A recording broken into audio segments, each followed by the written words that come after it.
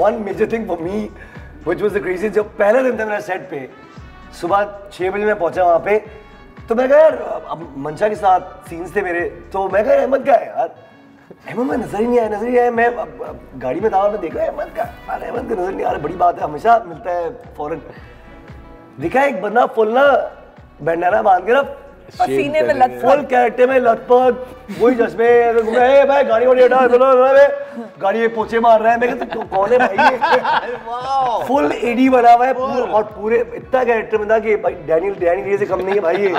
पूरा दिन 12 घंटे सुबह 6 से 7 बजे तक एडी बना। हाँ भैया गाड़ी हटा, मतलब कि अगर हेल्प कर रहा था मुझे गाड़ी मैं लगाता हूँ, मैं कहा भाई तू क्या पागल बंदा अगर उसी कैरेक्टर में ज़ेंडर्स भी जाए तो अरे हेलो भाई आए स्टेक दे हो या क्या पागल हो क्या कर रहे हैं? You guys are now sounding like Junaid Akram. पागल तो नहीं हो रहे हैं। खल्ली कराओ।